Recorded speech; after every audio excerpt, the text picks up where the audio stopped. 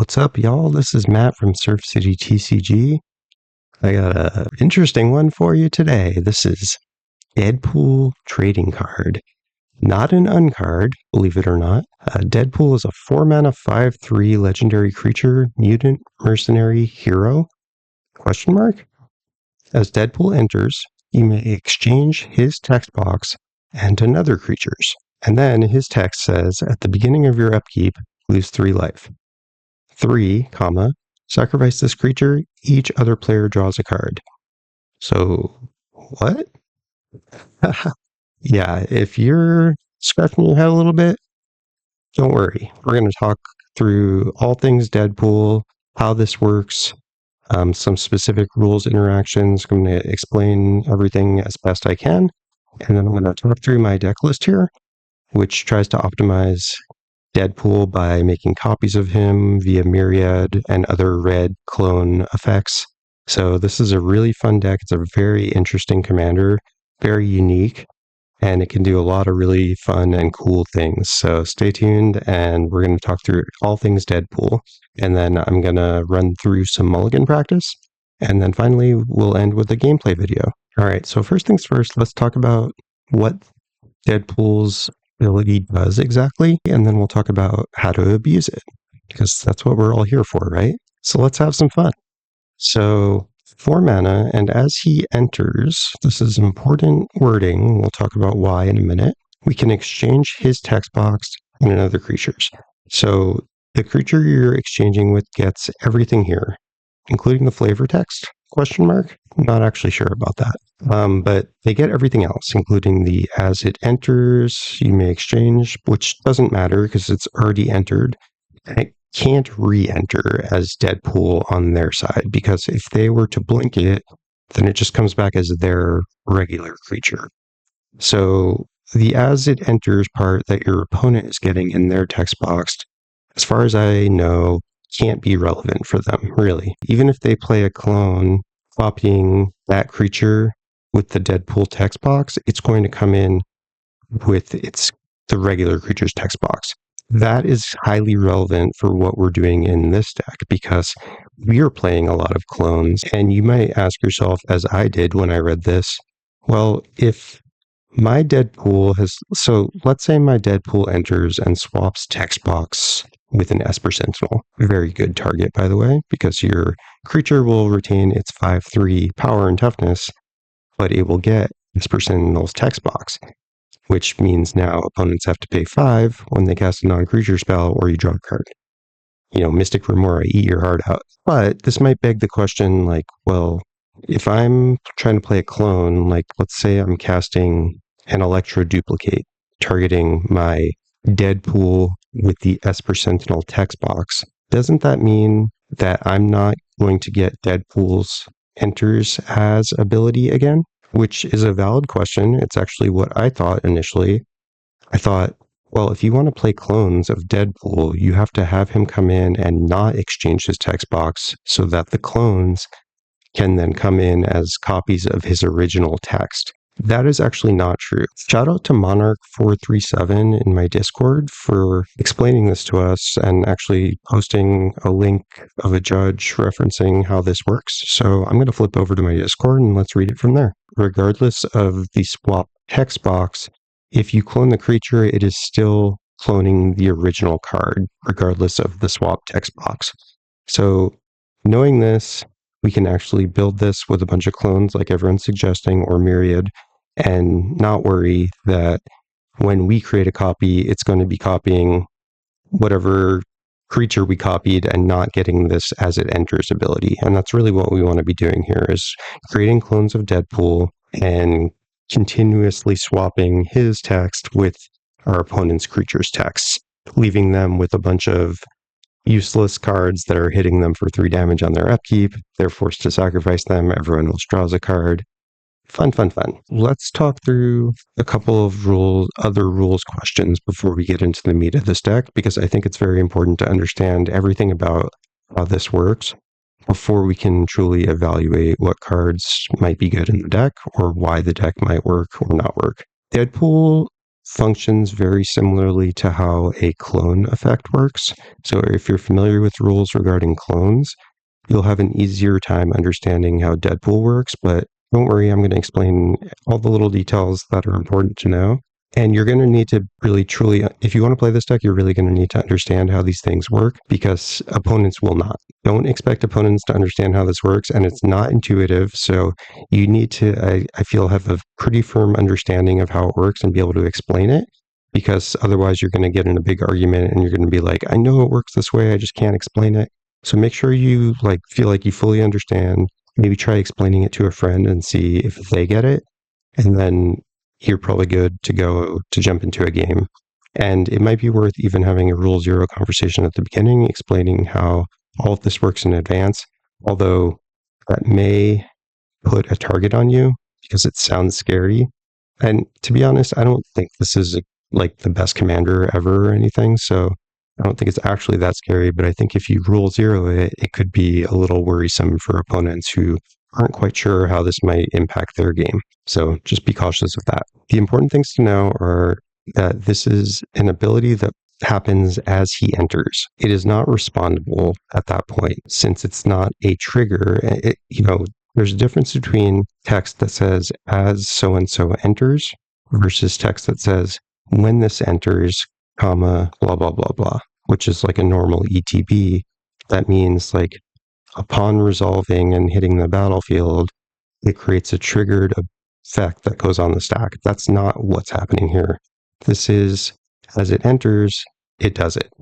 What this means for you is that opponents, if they want to respond, have to do so while Deadpool is still on the stack. So you pay the mana cost and you put Deadpool on the stack.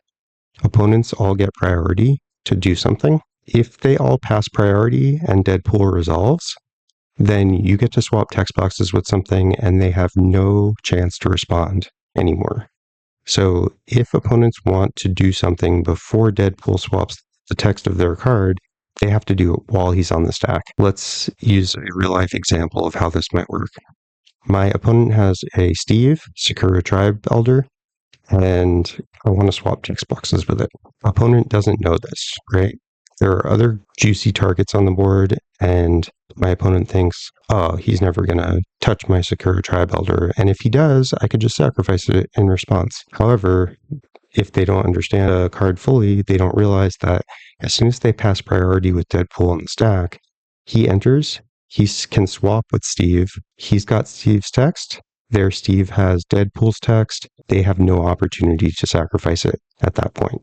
They would have had to sacrifice Steve while Deadpool is on the stack, not knowing whether or not you were going to target Steve. So this creates a quandary for opponents because they're like not knowing what you're going to target. They might ask you. And it's important for you to understand this.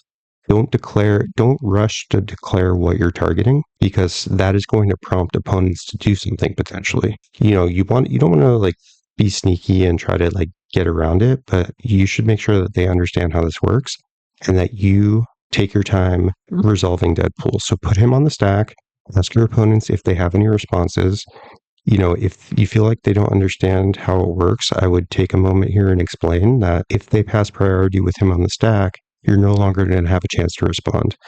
I think it's important to play in good faith and good sportsmanship to make sure that they understand how this works. That being said, you don't have to do that. It's the burden of responsibility is on them to understand how the card works. They can ask you, but I'd like to do it as a good sportsmanship gesture, but it's up to you. So that's the first important thing to know. The second thing is that this doesn't target. As it enters, you may exchange text box with another creature's, his and another creature's. This does not target. The way you know that is it doesn't say the word target. It is literally that simple. If you don't see the word target, then it doesn't target. And what that means is that things like hexproof, shroud, and protection from red or black or anything, protection from creatures, none of that matters. None of that protects a creature from their text box being swapped with Deadpool. And the reason for that is protection stops damage, enchantments, equipments, blocking, and targeting. This is none of those things.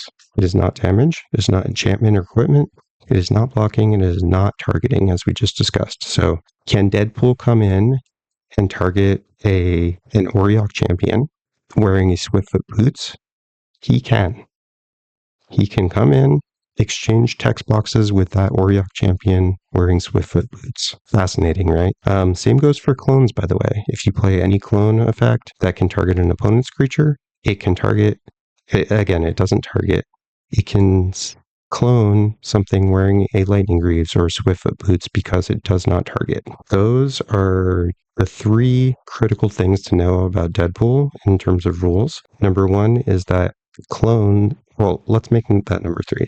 So number one is enters as versus enters the battlefield. The difference is enters as is not a trigger. There's nothing to respond to once it enters. So it can be responded to on the stack, but once it enters, there's no chance for opponents to respond. Versus if it said, when Deadpool enters the battlefield, comma, so the difference is the word as versus the word when. When indicates a triggered ability, as does not. So, I know it's confusing, but Magic is hard, and all of these semantics are quite important. So that's number one. Number two is this doesn't target. It says you may exchange his text box and another creature's. So if you see language like this that doesn't include the word target, then Shroud, Hexproof, Protection, any of that stuff doesn't help. Same goes with something like Deflecting Swap. Change the target, there is no target. Make sense? Last thing is clones of Deadpool will come in as clones of this card text, right? It doesn't matter what you've stolen. If you're cloning your Deadpool that's already in play, that is a Sakura Tribe Elder, the clone is going to enter as the original Deadpool text, meaning it's going to swap again with a different creature. Now, if you don't have any effect that blanks legendary rule, then any clone you create of Deadpool, regardless of what you're swapping text with, is going to die to legend rule because they are still named Deadpool trading card. And when it comes to legendary, the name is what matters. So if you play another Deadpool trading card, you have two cards named Deadpool trading card, you must immediately sacrifice one of them. So that is important to know. And it's also the reason we're playing a couple of interesting cards in this list. So all that rule stuff out of the way, let's get into the card selections we're playing and how to play this deck. Before we get into the details of the deck and the specific cards we're running, I wanted to pitch a couple of video series that I did that I feel like need to get a little bit more attention. So I'd love it if you would check them out if you haven't already. First is what I've got on screen here, my How to Build an EDH Deck from Scratch guide. This is an 8-part, yes, you heard right, 8-part video series, each of which is a fully detailed guide and walkthrough completely from scratch how to build a deck on Moxfield using Scryfall Search, Tagger, EDH Rec, a variety of other resources. This is basically my complete process of how I build a deck, starting from completely nothing. So I even used a fresh Moxfield account, so none of my types and tags were in there. This is all like you're starting completely from new, and I think it's a really helpful guide. And, the first video got a lot of views, and then it sort of, you can see, tapers off after that, which makes sense. It's a long series, but I think it's all really useful. I spent a ton of time producing, editing, and getting this ready for production. So including a lot of thinking before and afterwards. So take some time, watch it, listen to it in the background. I think it's really useful for a lot of people. It includes a couple gameplay videos and some analysis after those videos to make changes to the deck based on what happened. So check it out if you haven't already. It's called How to Build an EDH Deck from Scratch.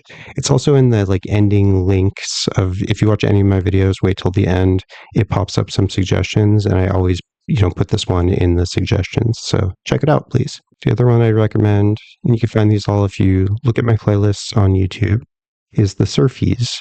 So this is my best EDH cards of 2024. I did a full list with a ton of different categories. As you can see, there are 7 different videos. If you go into any of these videos, it'll tell you what categories are there. And then I've got a deck list on Moxfield too called the Surfies 2024 nominees, where if you don't want to watch all the videos, you can actually just go into this, look at all the nominees, and then if you click on the primer here, you can see the winners of each category behind spoiler tags.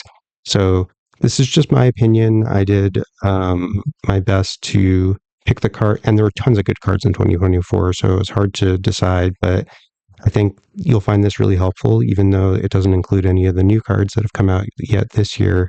There's probably some things you missed last year, and I think watching these videos will really show you some cool options, especially if you want to dive into any specific category that I cover. So check these out. Again, took me quite a long time to produce these, and I don't feel like they've gotten a lot of views relative to how long how many hours, literally hours and hours it took me to produce these. So if you haven't watched these yet, I think you'll like it. Check it out. I think they're fun, and I, included some memes, and I did a lot of work on these, so I want them to get more views. So please check it out if you don't mind. Thanks so much.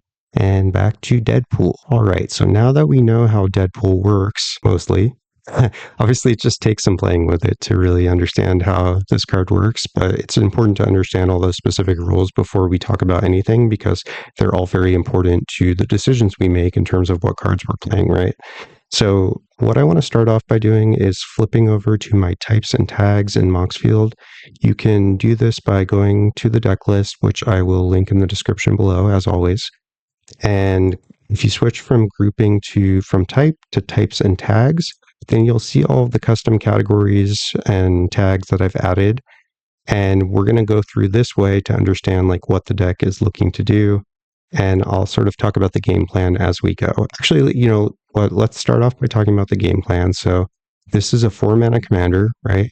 What that means to me when I hear 4-mana commander is 2-mana ramp spells are crucial, because if you play a land a turn, 1, 2, 3, and no ramp, you can't play your commander on turn 3. But if you play 2-mana rock on turn 2, which is curving out perfectly, right?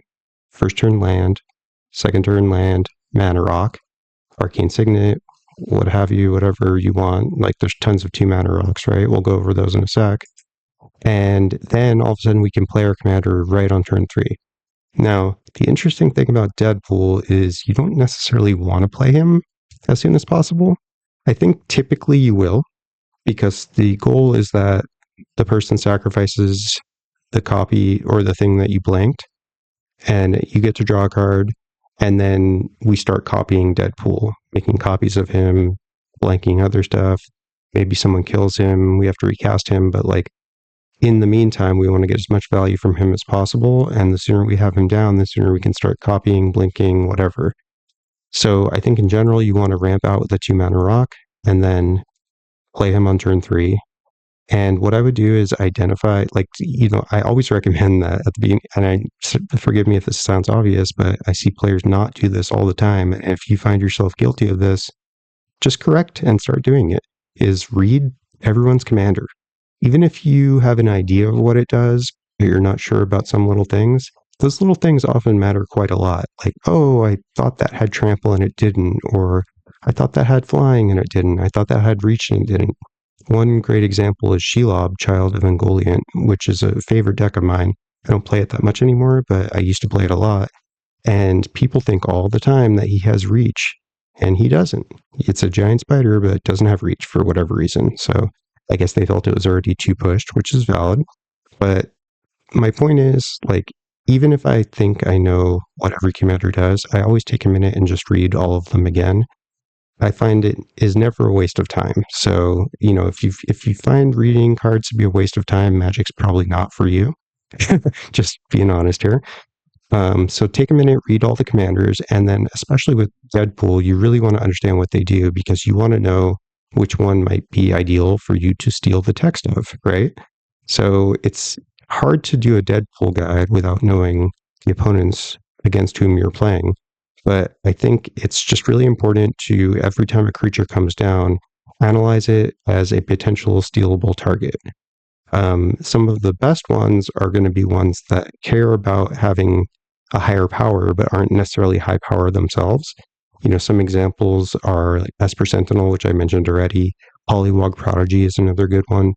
There are a lot of cards, especially from the new Teamer decks, or if people are playing the Tarkir decks, that might want to, would very much benefit from being a 5/3 body. So just think about it from that perspective, that you're going to be stealing a 5/3. You're going to be stealing the text of the creature, but you're going to continue having a 5/3. On I think the very first game I played with Deadpool, someone dropped a it's either turn 3 or turn 4 Blightsteel Colossus right into my Deadpool. Like, he clearly didn't read my commander, because he played it right into my turn 4 Deadpool, and I was like, okay, well, I guess we're stealing Blightsteel's text. The funny thing is, like, we get a 5/3 trample indestructible. In fact, he remains with an 11/11, Blightsteel Colossus that isn't indestructible trample, or in fact, it has Deadpool's text. So that was a pretty hilarious interaction. I thought, when I played it and he kind of double taked on what I said was happening, clearly he had not read it. And, it's interactions like that that make playing Deadpool really, really fun. So anyway, all that spiel to say 2-mana rocks are very important. This is why we're running all of these. 1, 2, 3, 4, 5, 6, 7, 8 of them. Everflowing Chalice I consider it as a 2-mana rock. Occasionally you'll play it for 4, meaning it taps for 2. But, the base case scenario is that you assume this is just a 2-mana rock. And then the reason I'm playing this weird mana rock, Prismatic Lens, versus something like Thought Vessel, which is normally better. First of all, Thought Vessel does nothing in this deck. We're not drawing a lot of cards. And if we're drawing so many cards somehow that we're discarding the hand size, great. I mean, I think you're winning that game. The one thing I noticed after playing Deadpool several times is that a lot of times the stuff you steal has activated abilities, and you can't activate them if you don't have the colors that you need to activate them. This doesn't always come up, but I don't mind having a source like this that we could pay a little bit extra to make a mana of any color, just in case it opens up a lot more options about what we might take. So anything that has colored mana abilities is going to be a lot easier to activate if we have more sources that can make any color. And for the same reason, Fellwar Stone and Exotic Orchard are both really important too. In fact, you'll notice that even though I'm playing a 2-color deck, I'm running a plethora of WUBRG lands. WUBRG meaning white, blue, black, red, green. These are also known as rainbow lands via the Scryfall tags, so you could find them that way. But I'm playing City of Brass, Mana Confluence, Exotic Orchard, of course. I don't normally play Exotic in a 2-color deck because it's just not reliable enough. Like, what if no one's playing one of your colors? Then you're just playing a bad basic land, basically. But in this deck, I love Exotic Orchard because it basically guarantees that you're going to have the colors to activate the abilities of the things that you take. And Spire of Industry is not a card I would normally run in a 2-color deck, especially when we have a lot of artifacts, so it should be quite easy to have it online. But yeah, that's the reason I'm playing all these WUBRG lands. I think it's really helpful to be able to activate abilities should you steal something like that. And then the big thing is, what are we doing once Deadpool's in play? Because he doesn't really do anything once he takes one thing's ability, right? And that's great, but that's not going to win us the game. So how do we recur him? Well, the best way, the easiest way, and the most consistent way we have is to play a clone of him. As I mentioned at the beginning of the video, if we clone Deadpool, it doesn't matter whether or not he currently has his own text box or someone else's text box. A clone entering as a copy of Deadpool will clone the original version of Deadpool no matter what. So you don't need to worry about it not entering as itself unless you're, there are some examples, like if you make a token copy of him, then it's different, right? But if you're casting a clone and it's entering as, so if you look at any of these clone cards, create a token that's a copy. Okay, maybe I got this wrong. Yeah, so if you start over. If you clone Deadpool, no matter what, you're getting a copy of the original Deadpool. You cannot clone the copied text box. That is an attribute that is on that card only, and it can't change. By the way, this is a question I get almost every game I play. If Deadpool goes away, do I get my text box back? No, you don't.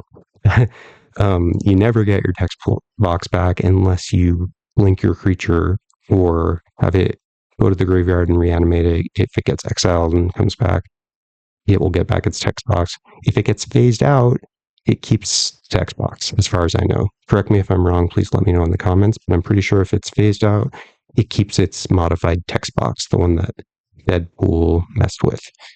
So Deadpool leaving or you creating a new Deadpool or anything like that, none of that will affect the text box of the thing that you screwed up, so to speak.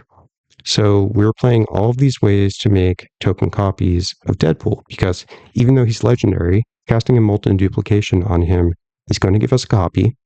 And then we're going to, of course, have to sacrifice one of them. Now, which one we sacrifice is something that you really want to think about, because, obviously, if you sack the original, you can put it in the command zone and recast it. So that's beneficial potentially. You could also put it in the graveyard if you're running more of a reanimation strategy or something like that. But so you're going to want to be thoughtful about which one you're sacrificing. But if you're casting a Molten Duplication, you're going to have to sack the copy on end step. So, you're probably going to want to keep the original, but it's really going to depend on the game state. But you do get the ETB, or it's not an ETB, you get the Enter's ability where he swaps text box with something. And then you'll have to choose one to sacrifice because of legend rules. So you're going to lose one of them. Unless we are playing two ways to blank legend rule. So let me just go over those real quick. Stopped legend rule. So we've got Mirror Box from Kamigawa. It says, quote, the legend rule does not apply to permanents you control. And then each legendary you control gets +1/+1 automatically. So it's a nice little anthem. And then non-token creatures you control get +1 for each other creature with the same name. So that probably is not really going to apply. But if we're making copies of Deadpool, maybe it will. We're mainly playing this for that first line, though, which is legend rule doesn't apply. And that means we can keep all of the Deadpool copies that we make. Now, the problem is a lot of these clones are just till end of turn, like almost all of them. That's how red clones are, really. So the other nice effect we have is the Master Multiplied. And you may have heard of this card in relation to Deadpool. It's kind of blown up and the price shot up. And, I always thought this was a really cool card. So I happen to have a few copies already. But this is a 6-mana 4/3 with Myriad. And says the legend rule doesn't apply to creature tokens you control. So the cool thing is when he attacks, you get the myriad copies of him, right? And then it says triggered abilities you control don't cause you to sack or exile creatures.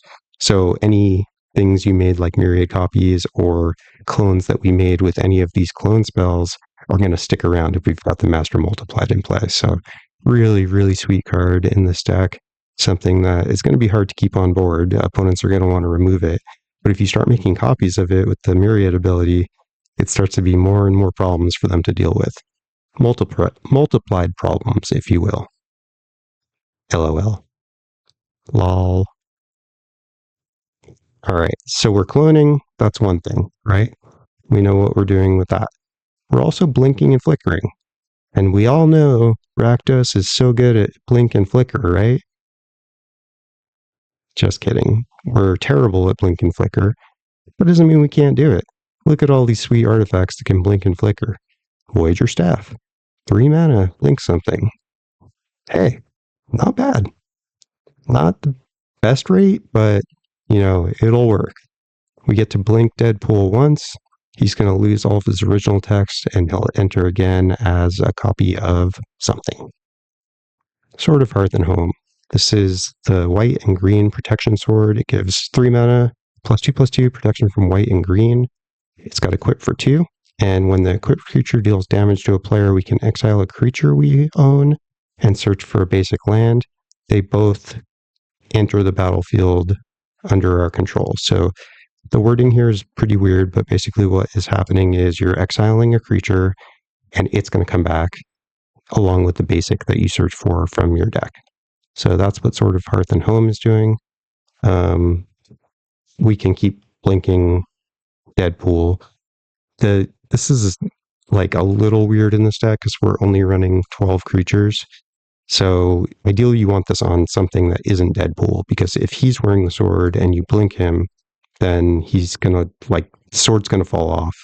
So you have to re-equip it every time. But like I said, beggars can't be choosers. When it comes to these colors, we're playing what we can because there's not a ton of great options, honestly. This is one I rather like, Eldrazi Confluence. 2 and 2 colorless pips, so diamond mana. If you're not familiar with what those symbols mean, these are colorless mana, but it can only be paid by sources that make colorless. So a mountain cannot tap for a diamond mana, but a Graving Cairns can pay a diamond mana because it can tap for colorless, right? It can also make other colors, but it has to be able to tap to make that diamond mana, right? So a Soul Ring can make diamond mana, but a basic land or, luxury suite cannot. So hopefully that makes sense. So it's not super easy to generate diamond mana in colorless decks all the time. So I'm running a very specific mana base to be able to help do that. And I'm running cards I wouldn't necessarily always run, like Graving Cairns is actually a good example, the filter land. I don't love these lands always. They're good in some decks, especially when you require a lot of specific costs. But I do like it in decks where I'm running stuff with colorless pips. This is also the reason I'm running Null Elemental Blast, which I think is a phenomenal card, but is not always the easiest to run, because if you just throw it in any random deck, you'll find you might struggle with paying that diamond mana occasionally. And it really feels bad to have this stuck in your hand when there's tons of good targets flying by. Golden Argosy. This is a pretty cool card. It's like a mythological vehicle that phases out everything that crewed it. So the cool thing is it's got a big butt, 3/6, so you can usually attack into things safely. And as soon as it attacks, everything that crewed it gets exiled and comes back on the end step. So it kind of protects them right away. So yeah, the Golden Argosy can be blocked and killed, but anything that attacked with it that crewed this, and you can over-crew too. So if you have 5 creatures in play, you want to use all of them to crew this, you can do that, even though it's only crew 1. And lastly, Conjurer's Closet. This is an old classic. Get to blink and just a creature on your end step. Any creature you want, you can blink it on your end step every turn. So that's a great one to just activate Deadpool over and over and over. All right, we're playing a couple of other kind of unique ways. Again, you have to get a little creative to make this deck work, because like I said, in these colors, it can be a little bit tough. So a few other unique ways of copying or re-triggering Deadpool. We've got Blade of Selves. So this is a 2 mana sword equipment that has an equip 4, so the equip cost is pretty high, but it gives the equip creature Myriad. So even if we don't have a legend rule disabler, this makes 2 copies of Deadpool that will both have to be sacrificed immediately due to legend rule, but you do get 2 of those triggers, blanking text boxes for opponents. So just, this deck's all about just ruining their creatures. So they're, be a little cautious about doing it on their commander, but they, because you can make some non-games by doing that, but they always have the outlet to sacrifice it, right? Deadpool has that built-in safety valve of, they always have that 3, they can sack it to have everyone draw a card. So just don't expect them to do that often. People forget about it. So I often find myself reminding them, hey, you could pay 3 to sack that, so you don't have to take 3 every upkeep. And, sometimes they do, sometimes they don't. But I think in general that people are doing a lot less often than I have expected.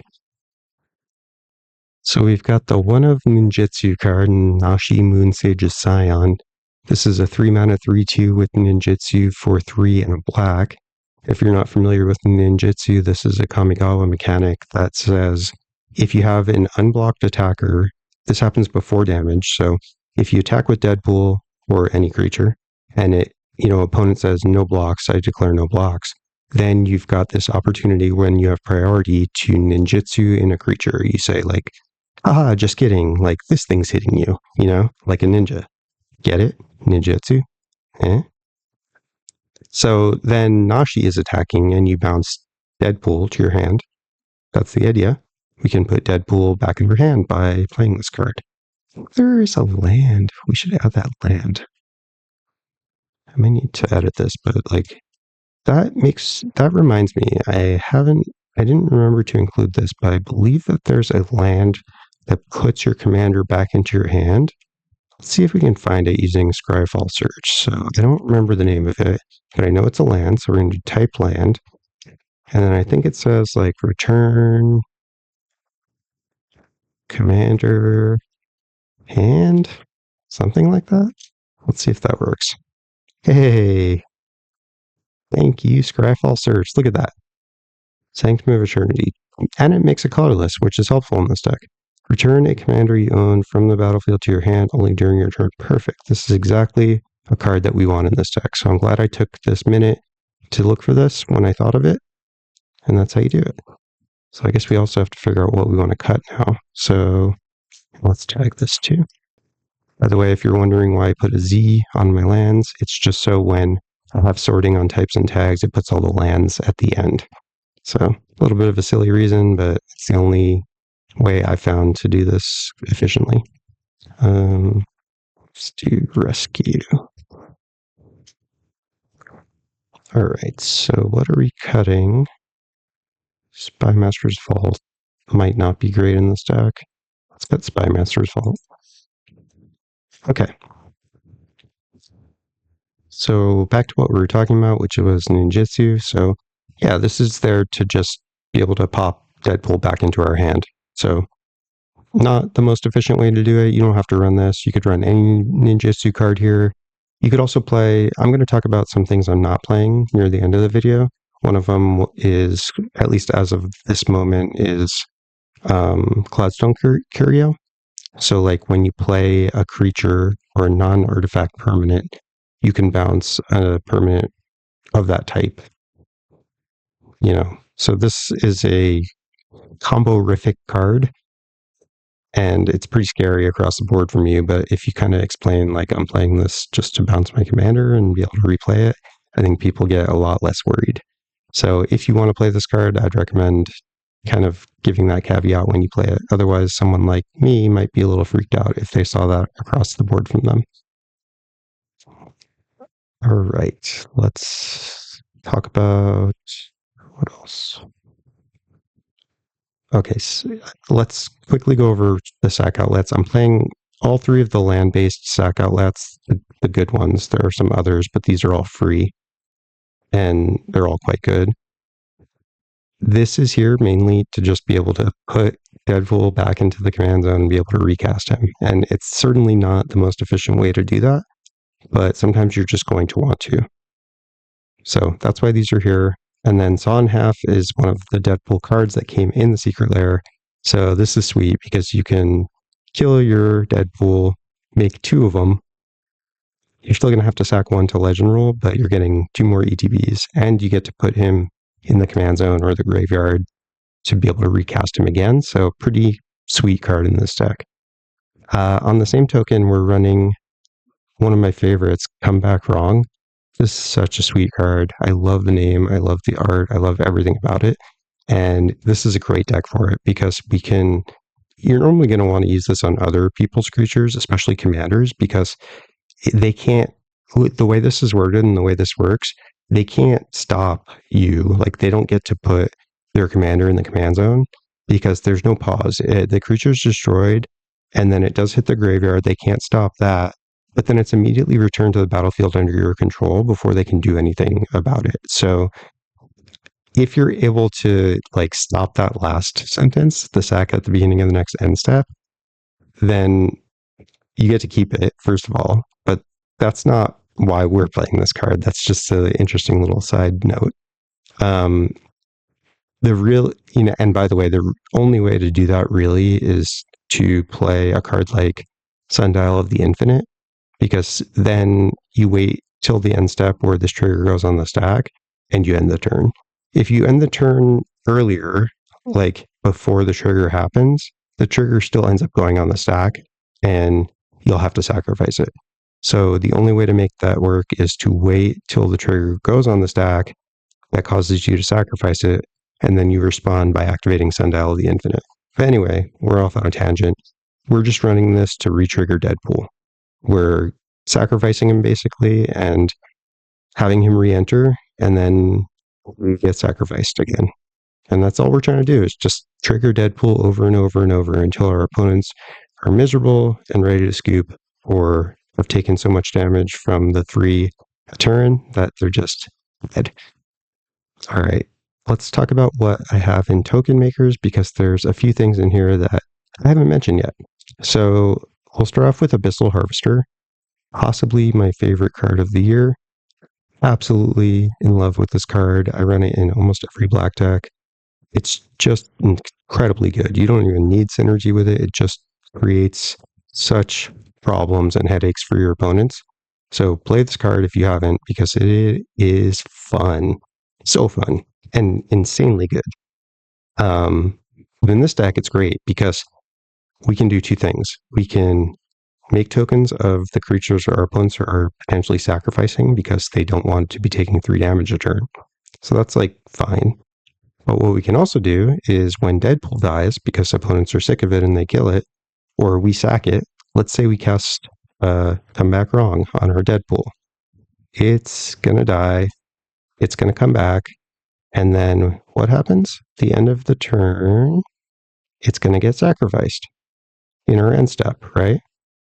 If we send it to the graveyard, which is normally a little bit risky, but if you got the Abyssal Harvester out, you can then exile it from your graveyard and make a token copy of it, except it's a nightmare in addition to its other types. And then when you exile it, instead of leaving it in exile, you can put it in the command zone at that point. So this card's great. It lets you basically get a free copy of Deadpool every time he dies. So one of the best cards in the deck. And actually one of the primary reasons I'm not running Cursed Totem, because otherwise this is a cool card in this deck, because not only does it turn off activated abilities of elves and other nonsense, but it also stops them from sacking the creatures that you Deadpoolize. Deadpoolize. That's the word, right? Deadpoolize? Yeah, I'm pretty sure. You guys watch Jeopardy? You know, the new to the OED category, Oxford English Dictionary. Deadpoolize. I'm pretty sure that's coming in this year. All right, what else have we now talked about? Oh, I never even talked about Eldrazi Confluence. I got off on a tangent about colorless pips, but yeah, this is a blink mode. The other effects are pretty sweet. We get to choose 3 of them, so that's cool. You can't choose okay, so you can choose the same mode more than once, but please let it be known that you can't use that to choose the second mode 3 times. So let me back up. You can choose the second mode 3 times, but it's not going to do what you want it to do, because they all go on the stack at the same time, and you could target Deadpool with all 3 of them, but what will happen if you do that is he's going to blink, right? Does he come back right away? It doesn't matter. Yeah, it does come back right away, but when it comes back tapped, it's a new object. So then the other 2, if you chose him all 3 times, which you should not do, but if you did that, the other 2 are going to fizzle because they don't see the original one anymore because he was blinked. And then your 2 other modes will fizzle. So be warned in advance. Don't do that. So you're just going to want to blink him. You could blink some other stuff too if you have some reason to do that. It has to be Excel Tartan online permanent. Yeah, this is a sweet card because it can be anything. You can use this as a fog. Someone's sending 2 big chonkers at you. You can basically blank them by blinking them, and then they get returned tapped. You could remove blockers in that way. You could, I don't know, you could fizzle someone's aura or equipment. there's a lot of cool things you can do with this blink. So just be thoughtful and be open-minded, and you'll find some cool stuff. But mainly we're using this to blink Deadpool once.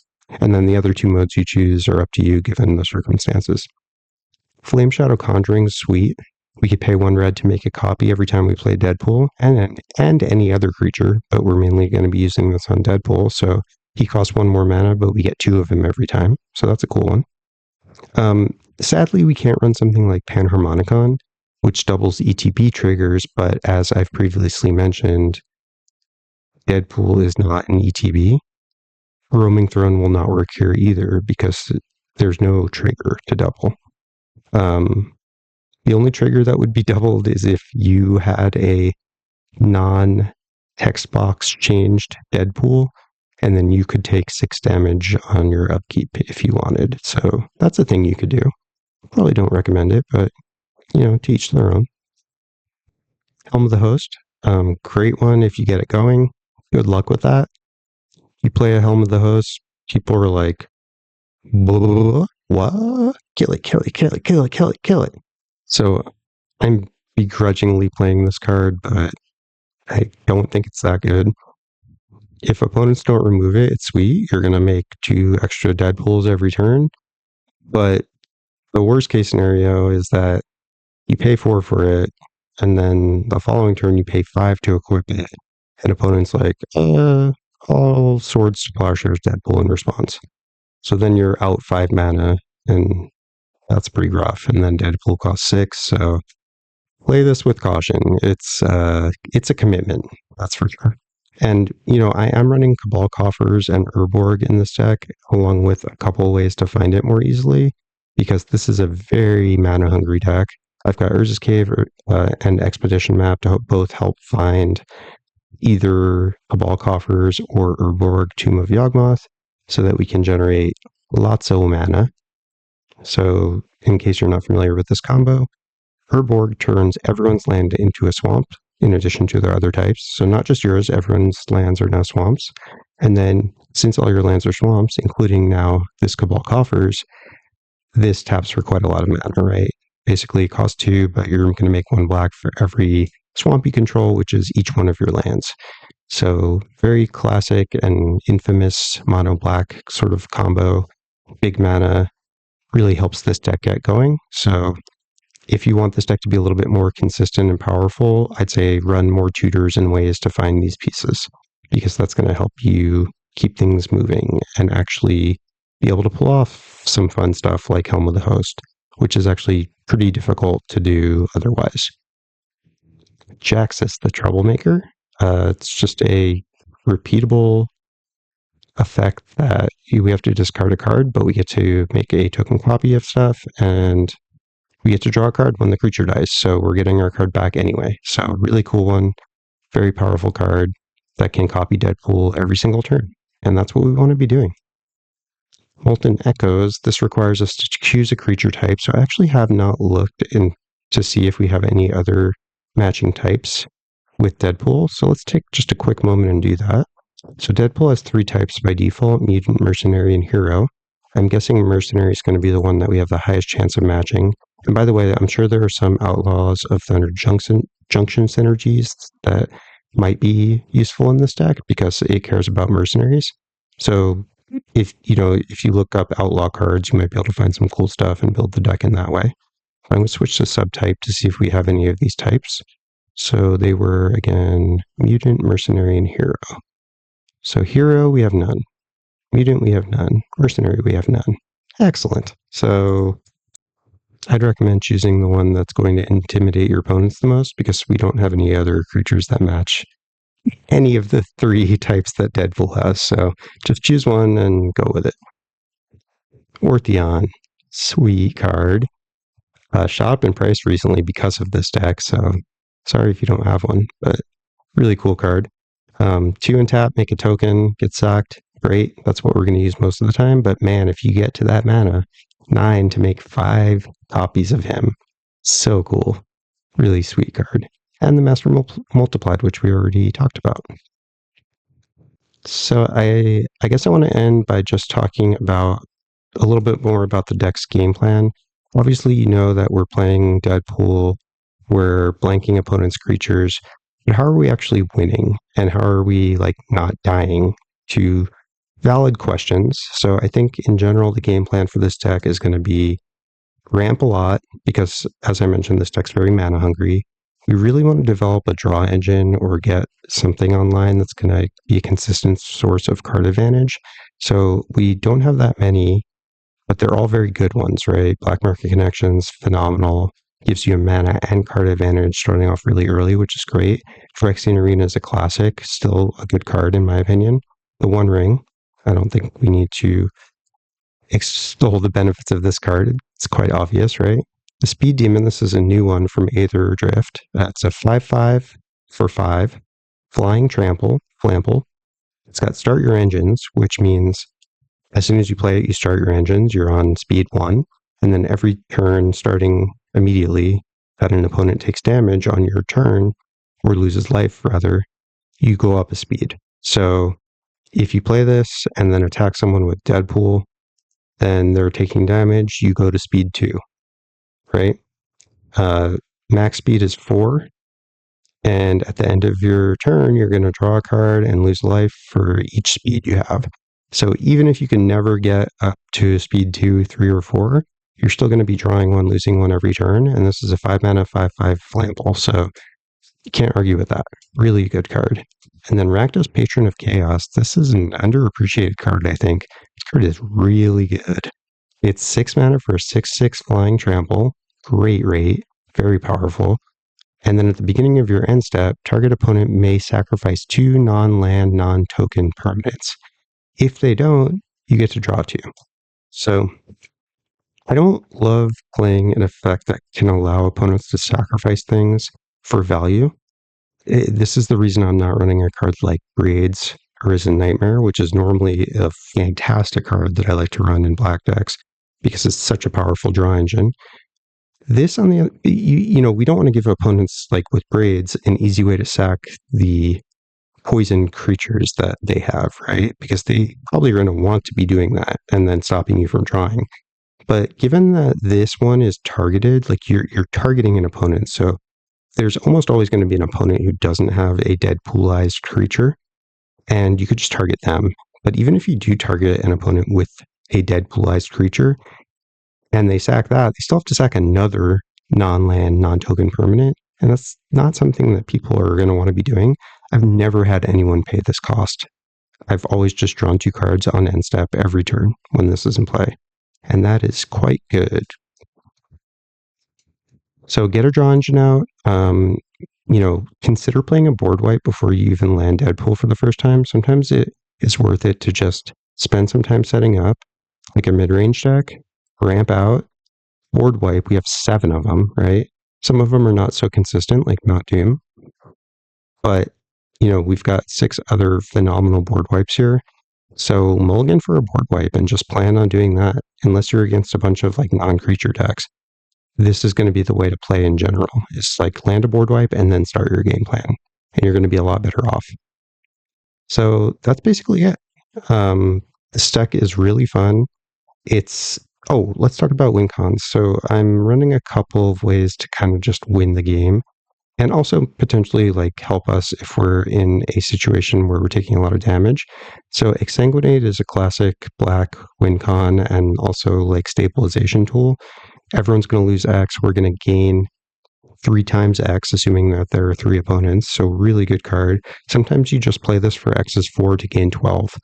And that's fine. It's actually really good. You're paying 6 mana to gain 12 and hitting everyone for 4. Don't ignore an opportunity to do something like that. Sometimes it just makes sense to play it that way. Oh, ways to protect ourselves. So we're running a couple of ways to protect ourselves. One is darkness. I feel like fogs are underrated in Commander. And this for single black, blanking all combat damage, just surprise, no combat damage. This will surprise you. So try out this card. There are cheaper versions than this, by the way, I believe. Oh, wow. Maybe not. Okay, well, apparently this is an expensive card. I did not even realize that. But it's a really cool one, and it's very good for only a single black. You're going to surprise and infuriate a lot of people with this card. And isn't that what it's all about? And then we've got the classic No Mercy. Anytime a creature deals damage to you, destroy it. That's it. Doesn't have to be combat damage. If opponent's playing that annoying Gearson Starn deck and just doming everyone, or the new Y'shtola Knight's Blast from Final Fantasy, No Mercy is not a card that they want to see across from them. Trust me. All right, let's end by talking about the cards that I have in the sideboard. These are the cards that I'm not playing. Maybe I was playing and I cut them. Maybe I'm not playing for some other reason. So I'm going to go over all of these and talk about why. Curse Totem, I already mentioned. I want to be running Abyssal Harvester and I don't ever want it to be turned off. And that card would turn it off. We're also running like other activated ability tappers like Jaxus, Ortheon. So we don't want to be turning those off, and that's why I'm not running Curse Totem. But you could certainly build the deck in such a way that this would make sense. Determined Iteration is one that really surprised me in that it didn't play out the way I wanted it to at all. The problem with this card is that you're not always having tokens that are copyable. Because if you're making copies of Deadpool and you don't have one of the things that blanks Legend Rule, of which we only have 2, right? There is another one. It's what's it called? Mirror Gallery. I think Mirror Gallery is the other one. It's 5 mana. It's from the original Kamigawa, so it's basically the same as this, except it costs 5. I don't own one, and it's expensive, so like I don't know if I would even play it at 5 mana. I probably would if I had it, but given that we only have 2 ways to actually keep the token copies around, it's pretty hard to make this work. I mean, it's great if you have Abyssal Harvester. There's some other things that sort of make it work, but I just found that this was dead when I had it out. Like, it was dead the whole game, or it was like really hard to make it actually useful, and I just don't want dead cards in this deck. So I ended up cutting it, and I haven't been super unhappy with that decision yet. Harsh Mentor, this is a good card. I think it works well in this deck. Honestly, this card just puts in work. Like, I've had it on, I've been in games where this was on the board. It just like does so much incidental damage. You'd be surprised how often it comes up. And obviously makes sacrificing the Deadpoolized creatures even more painful. But, you know, I just, it's, the spots in this deck are pretty tight as is, so I just couldn't find room to keep him. I've got another ninjutsu creature in here. I think this is the second best ninjutsu creature we could be playing, besides the one we're already playing, which is Nashi. Another good option is Ink Eyes, Servant of Oni, so that's a fun one that you may consider, but I just don't think we need more than one of this effect. Chromatic Lantern, possibly playable. I don't normally play this card in almost any deck, but I do potentially like it in this deck for the reason I was talking about earlier, which is sometimes we need mana of other color, and this really helps us do that if we've got it. Cloudstone Courier, I talked about already. Damping Matrix is another way to turn off activated abilities of artifacts and creatures. So if you're running this one, also shuts off all of our mana rocks. Probably not the best fit for this deck, but you know, it's possible that you could build the deck a little bit differently to work around this effect if you wanted to run it. Xantcha is one I hear a lot of people talking about playing. It is sort of like similar effect to what Deadpool does, so it makes sense. I just don't like playing this card whenever I've had it in a deck and draw it, especially like if I want to play it turn 3. It feels so bad. It's like you have to pick an opponent to just get screwed, sort of. And like, yeah, you can pick the opponent you think is the most threatening, or like the one you think is likely to be the biggest threat in the game, but I just don't like making an enemy so early. Same reason I don't like playing Curse of Opulence. I think it's a really good card, but every time I draw it turn 1, I'm like, oh, I have to like just pick someone to curse right now? That feels icky. So, same reason I'm not playing Xantcha. But if you did play it in this deck, I think it makes sense. And if you weren't so concerned about what other people thought, like I am, then you could probably be okay with it. But I don't like it. It makes me have less fun when I play a card like this and just kind of choose someone to pick on. So that's the reason I'm not running it. Otherwise, this is a good card. I think it's thematic for this deck, so it makes sense. Lastly, Mirror Phalanx. This is just expensive. It's 6 mana. You know, it soul bonds with Deadpool, and then on combat, you have the option to create a token of each of them. So pretty cool. Like you get a 4/4 every combat that can attack. That copy of Mirror of Velnix doesn't soul bond again because it has to be a non-token. But the copy of Deadpool gets to do his thing and dies immediately. So 6 mana to get a Deadpool every turn, assuming both of these live. It's just a little situational, and I don't like to go all in on the strategy so much. It just gives opponents an easy way to turn it against you for a 2-for-1.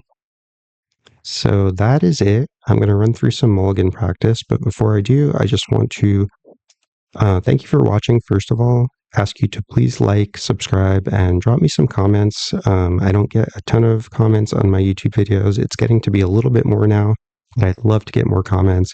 Even if you feel like you're commenting on every single video you watch of mine, please do that. Like, that's great. I love getting a comment from the same person on every video. It tells me that you guys are listening, that you care about me and my channel growing. And I really, really appreciate that. And it helps tell YouTube that you like my videos, you're interacting with it. Other people that have similar taste to you might like it. So, that's awesome if you leave me comments. If you share with your friends, great, even better. Like, I want to get my channel out to more people. I'm trying to grow. And then lastly, please consider joining my Patreon if you like my content and want to support me and help me get to my dream of opening my own LGS. Becoming a Patreon member is a great way to do that. You get a lot of sweet perks that you can check out if you check out the link to my Patreon in the description below. And lastly, if you haven't already, please join my Discord server. It's open to everyone. I'll put the link on the screen and in the video description. We play games. I play games all the time with my viewers. We have card discussion, deck help, all sorts of stuff. It's a really active and fun community, so I hope to see you there. That being said, let's get into some playtest practice. All right, if you haven't done one of these with me before, or if you have and you haven't done this yet, I really recommend you follow this suggestion because it's the best way to help you learn. Just watching a video is great and you will learn some things, but if you're an active watcher and do what I'm going to suggest now, which is pause the video and make the decision yourself, would I keep this hand? You'll learn a lot from how your reasoning differed from what I ended up saying. I'm not saying that I'm always going to be right, but I feel like I do pretty well in games and I've gotten pretty good at mulliganing. So at least understand why your reasoning differed from mine. And obviously there are some unknowns here. We don't know who our opponents are, what the commanders are, any of that. We just know that this is our opening 7. We get a free mulligan. Should we take it? And I think in general, people should take more mulligans. Be a little bit more liberal about which hands you keep, especially on your opening 7. Use that free mulligan. If you're worried about shuffling, get over yourself. I actually have a video guide on how to shuffle a double-sleeved commander deck. I'll put it in the link. I'll put it in the top right of the screen here and in the description below if you want to check that out. But take more mulligans in general. Now, that being said, I'm not trying to influence you on this particular hand, so pause it, make your decision, and then unpause, and let's talk about it. So I think this hand's keepable. I think it's actually quite good. So we've got a wheel. If you don't know how a Wheel of Misfortune works, it's all but guaranteed that you will wheel. And when I say wheel, I mean discard your hand and draw 7. It's a reference to the original Wheel of Fortune, which causes everyone to just discard their hand and draw 7.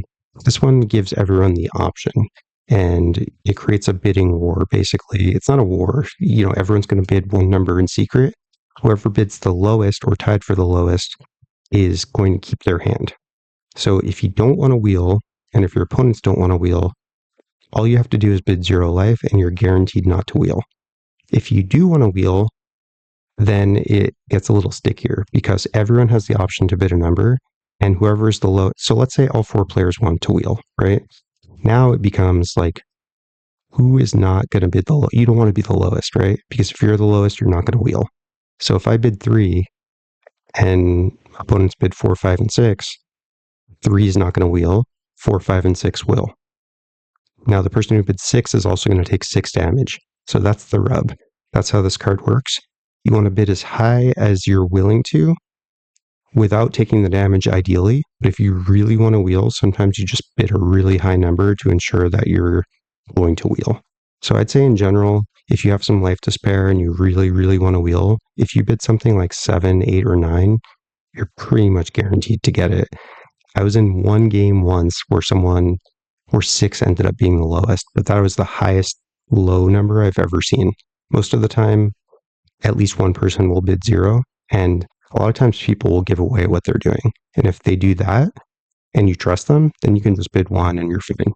Long story short, this is going to wheel you almost always. So consider this as a 3 mana draw 7. Discard your hand, draw 7.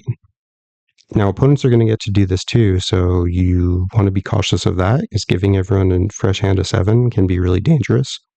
But yeah, we can slam wheel on turn 2 if we wanted.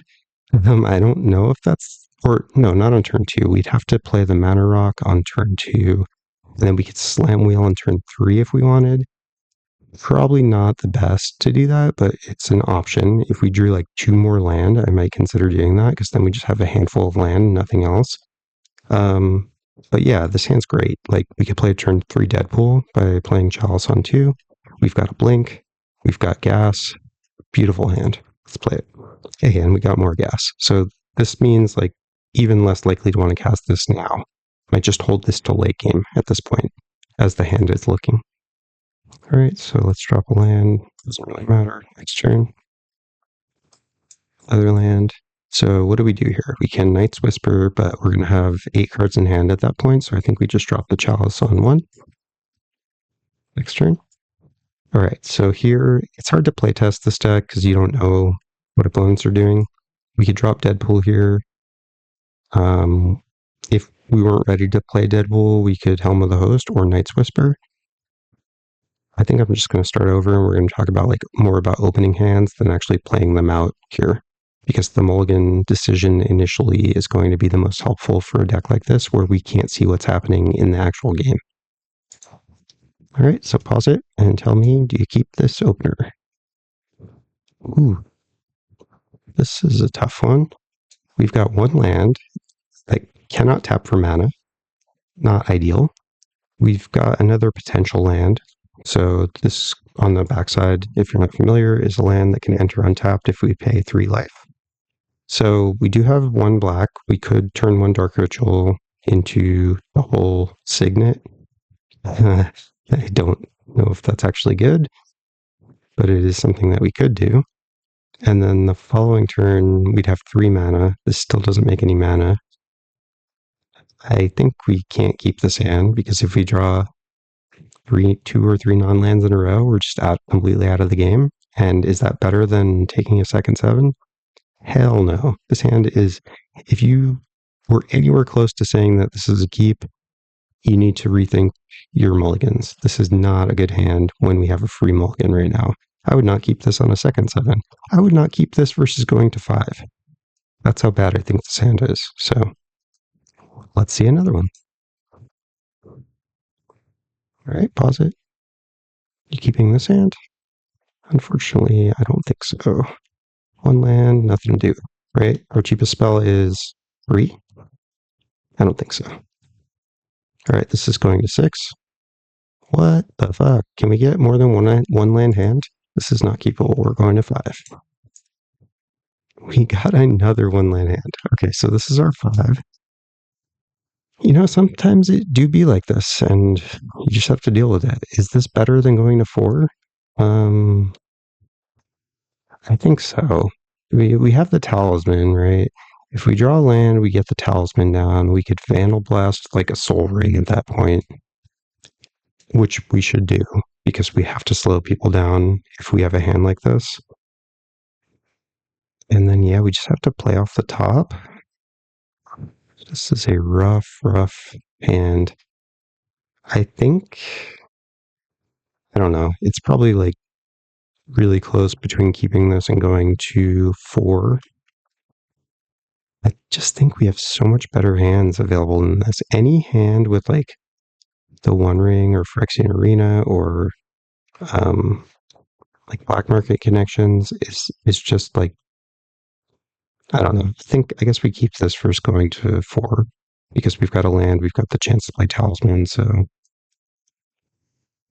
too bad. Let's just see how it plays out. But I mean, this is going to be a rough game, obviously. But don't count yourself out of a game like this, you know? Even if you miss like 3 land drops, you can come back and win that game easily. A lot of times the 3 players just kill each other and then you win by default. So just stay positive and play it out. You know, sometimes you have a game like this and, you know, life's not about like whether bad things are going to happen to you or not. It's about how you handle those things when they do happen. So stop bemoaning your bad luck and just play the hand you're dealt, literally. You know, I'm not always great about this, but I'm trying to be better. So do as I say, not as I do. I think we bottom. Well, actually, maybe we bottom. Maybe we keep the Afterlife because it could be gas later. Like this is the kind of card that can get us back from a really dire beginning, especially with the Graven Cairns. Like we just need 3 black to cast this. It is not hard to get 5 cards in your graveyard, like eventually. So I don't know what I was thinking. This is definitely a keep this card. So I think we drop Ortheon and just the Electro Duplicate because it's more mana. Yeah, this hand looks decent, so let's do that. Put these on the bottom. And then we draw land, turn 1. No. Not a bad card to draw, though. That's definitely a good one to have, so it's okay. We're drawing land next turn right now. All right, Sadness. Sadness on the stack. Split second. Yes. Hey, let's go. All right. Come on, deck. Heart of the cards. Okay, that's fine. That's fine. I'll take it. What do we do here? Well, if we have a good Cursed Mirror target, we're doing that. Because if we have some, like, ETB on a creature that helps us, like if they have... No, Wood Elves wouldn't work. If they have Farhaven Elf, that's good. If they have any ETB draw or anything, we play this. But if not, maybe we play this anyway, to be honest, but maybe not. I think we just play Felwar Stone. We could Molten Duplication, a Felwar Stone. That is probably a terrible idea. So let's go to our next turn. All right. It's turns 5 and we have 2 land. It's fine. Totally fine. I'm not going to continue playing this, but this hand, you could win from this point. I'm serious. All right. Let's forget the last game happened and don't make a mulligan decision based on that. I'm not suggesting that this is a bad keep. I'm not trying to say anything about this hand. I'm just saying this is a new game. Let's not make decisions based on results of one game. So pause it. Tell me, would you keep this one? I don't think so. This hand's pretty medium, pretty bad. We have a turn 4 play as our first play. Why would you keep this? Are you basing your decision on last game? Don't do that. Let's see our second 7. All right, pause it. Are you keeping this as a second 7? I mean, like, quite bad hands we've been seeing here. No, I'm not keeping this. This hand's garbage. We have nothing. It does nothing. What does this hand do? It has no removal. It has no mana ramp, no draw engines. This hand does nothing. Don't keep this. I suspect that like 90% of people keep this hand as a second 7. And that is so wrong. Don't do that. This hand's awful. If one of these was a Surveil land, I would keep it, probably. But that's a big if. If you don't have that, this is not good. We're going to 6. All right, pause it. Are you keeping this 6? Hell yeah, look. How much better is this hand than the last hand? Like, seriously? Would you take this hand and have to bottom 1 card or the last one? And I know, like, you don't know that, but, like, just take more mulligans. You're going to win more games. There are going to be times where it comes back and bites you. I'm not saying that that's not going to happen. Just accept that it's going to happen sometimes and you're going to win more games in general. That's it. This hand's nuts. We don't even need to play it. We Saga 1. We get Soul Ring on 3. We play the Ring on 3. We have huge follow-up after that. This hand's gorgeous. My God. I wish every hand was like this. All right, let's do one more. All right, pause it. Are you keeping this hand? Nope. I'm not keeping one lander. I don't care. If this had a soul ring, still wouldn't keep it. If like this was a soul ring, this is not a keep. Don't keep it. All right, how about this hand? Are we keeping this one? Heck yeah, we're keeping this one. Chance at the ring on turn 3. Like, very good chance, right? We have to surveil away anything that is not a land. We play the Signet on turn 2, and we get to see 4 cards at a chance for a land to play the ring on turn 4. So good, right? This shows the power of the surveillance. Like, we get to dig a whole extra card deep, and these are so much better than the scry lands because they have these basic land types. The Swamp Mountain right there, that is all the difference in the world because we can fetch this out with any fetch land. And this turns like a sketchy hand into total gas when you get to see 1 extra card. So we drew the land anyway, easy mode, right? So do we, this in the graveyard? I think we do because we have the ring. If you're worried about the ring not resolving on turn 3 because you're against a bunch of blue mages, then I'd probably keep the land. But given that we're likely to resolve the ring on turn 3, I think you bin this card. All right, next turn. Play land, whoops, not that. This. Next turn. So we did draw another land, sort of. Potential land. So that's nice. So I think we just slam the ring here.